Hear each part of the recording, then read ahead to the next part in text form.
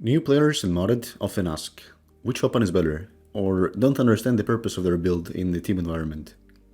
In today's video, I'll try to briefly explain what a good team composition is, in coordinated modded lobbies, and how to properly pick your builds.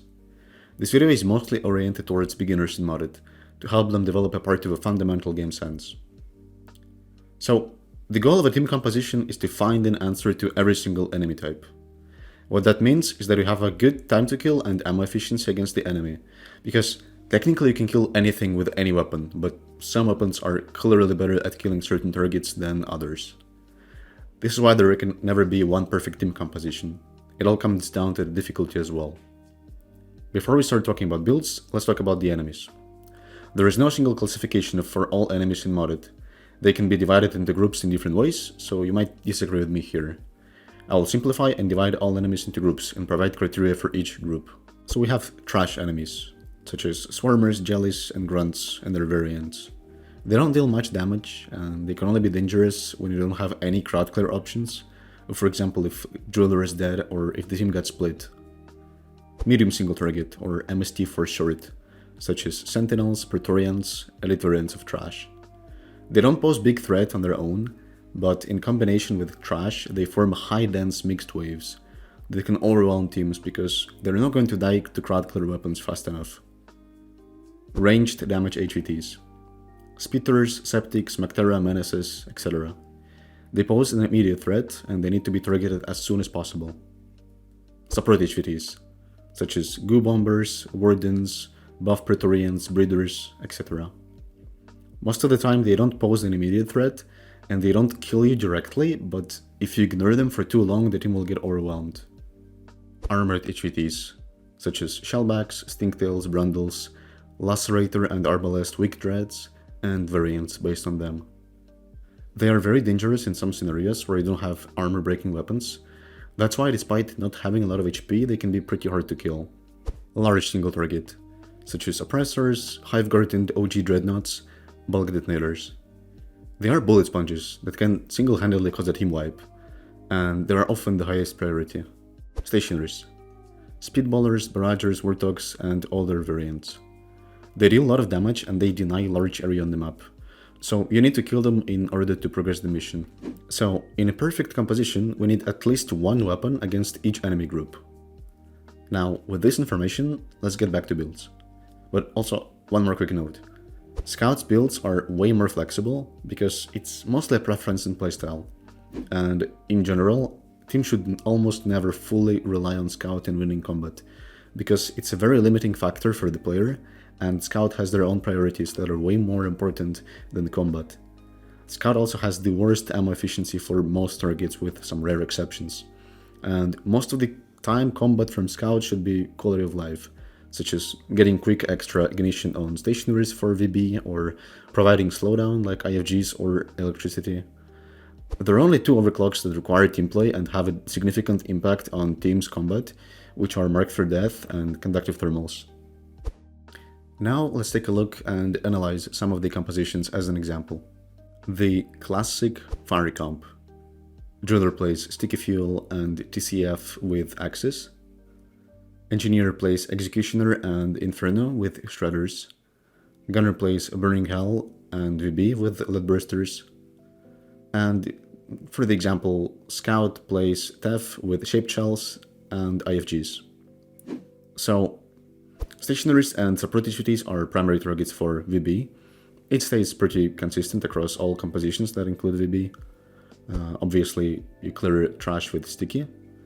Medium single targets with Inferno and TCF in mixed waves, or with Executioner and VB as solo targets. Ranged HVTs should be killed with Burning Hell, Executioner and Inferno, or TCF against Mactera groups. Armored HVTs die to Executioner as well because of a good base armor break value, and they can also be killed with Inferno or TCF in groups. Large single targets should be killed with VB and Executioner as well. So, as we can see, we have a clear option against every enemy group, and on top of that we have a synergy between classes because both Locke and VB get damage boost from Ignition, and every single person on the team has access for Ignition source. So That's why this comp has been a classic for a very long time at this point. We have answered to everything. Now, I hope it seems pretty simple now, but if you played or watched any of high tier gameplay, you already know that standard fire comp has its limits, and it's definitely not the strongest composition out there. We should also account for weapons' individual strength. For example, Sludge is individually stronger than Sticky, or AoE NG primaries such as MCIO or ECR are stronger than single target options in their fields respectively. So, having that information, we can come up with our next composition. Driller plays Disperser with Gamma and Neros. NG plays MCIO or ECR with Roll Control or Inferno and Traders. And Gunner stays the same, it's Burning Hell plus VB and Leadbursters. Now, we have so much crowd clear that we can kill mixed waves with it, but we're pretty much forcing our Gunner to clear all HVTs by himself, and we don't really have a single weapon to deal with armor targets effectively at all. So at first glance, how and why does that comp even work? Also, we've given up our ignition sources, so there seems to be way less synergy between classes as well. Or is there? You see, you don't necessarily need clear synergy with damage boost or something like that. We have a different kind of synergy here, the playstyle synergy. We don't need to kill target to remove a threat. It's not the only way to do it. We can just disable them by massively slowing them down, stacking so many debuffs at once that it practically stops moving and just slowly dies. Also, we can use Sludge to slowly dissolve armor in some scenarios, as well as that it deals more single target damage with charge shots compared to Sticky, if that makes sense.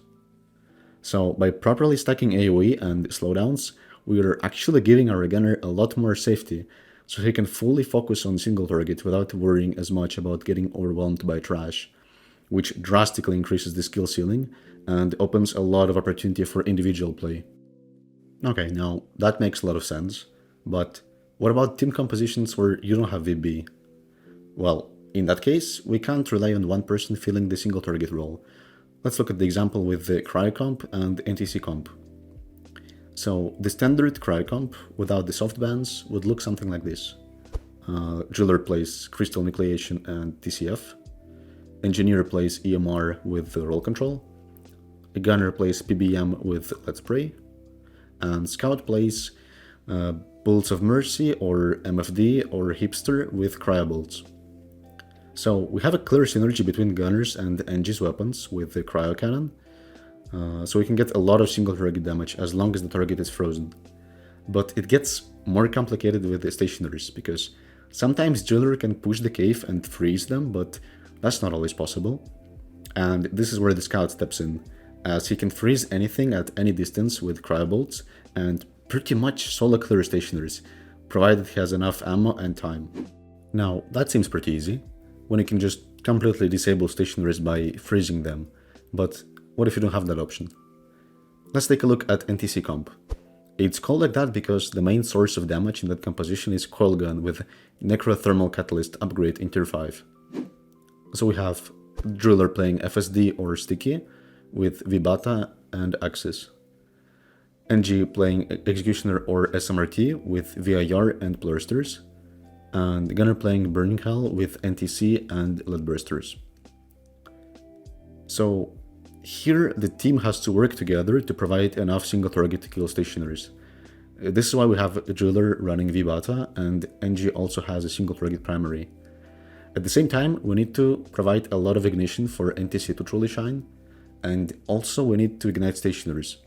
So this is why we have both Flamethrower and VIR for ranged ignition, which may seem pretty odd at first. A Gunner can also use his minigun with hot bullets to help with stationary ignition, but it's mostly picked for more independent ignition for NTC setup. So, from the outside perspective, this composition looks really cursed. Like, what? We have Driller and NG killing stationaries together, and Gunner focuses on exploding bugs with NTC. But, surprisingly enough, this composition is pretty balanced and it covers most fields. So, hopefully those examples were useful and helped you understand the target pool of classes in them, but what about cases when we have different composition? There are way more weapons and options, and it would probably take me a couple hours to explain all possible variations. So instead of that, I'll focus on explaining separate examples of good and bad weapon combinations. However, keep in mind that some weapons are very strong on their own, and they can work even in fundamentally wrong compositions, or they can just require some extra coordination, like playing Temp Shock with VB, for example, or playing ECR in Firecomp. Like, it doesn't mean that it's unplayable, even if it's wrong on a fundamental level.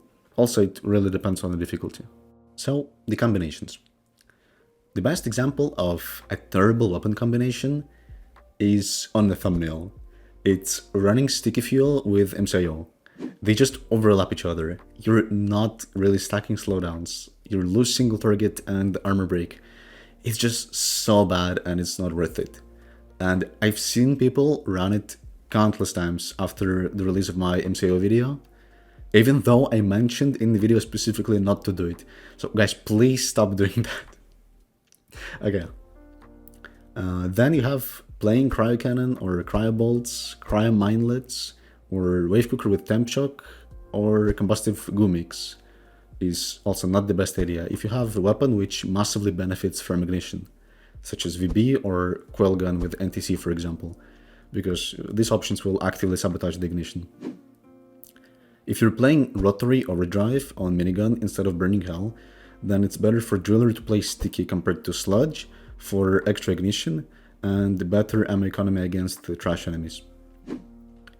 VB also massively benefits from quick ranged ignition, such as Shaped Shells with Tier 5C, or VIR with Tier 4A, or Inferno with Tier 1A. And in general, if we take Flamethrower, then it's probably better for NG to play single target weapon with armor break, such as Executioner or Smart Lock, and the other way around. If you have Sludge, then it's probably better to pick AoE primary and play around stacking slowdowns and AoE. If you run anything other than standard bridge cut on NG, such as Fatboy, VIR, Spinny, then it's better for NG to play AoE primary with Blursters. ECR works very well in general, and MCIO is pretty good for Fatboy in my opinion. The reason is you need to compensate for lack of McTerkler with ECR and Blursters, and also lack of personal safety with Fear and applying slowdown. Alright, so I hope that these examples helped you understand the main idea behind team composition, and you're gonna stop making silly mistakes with builds in your games before they even start. However, I don't want you to treat this video as a theory book.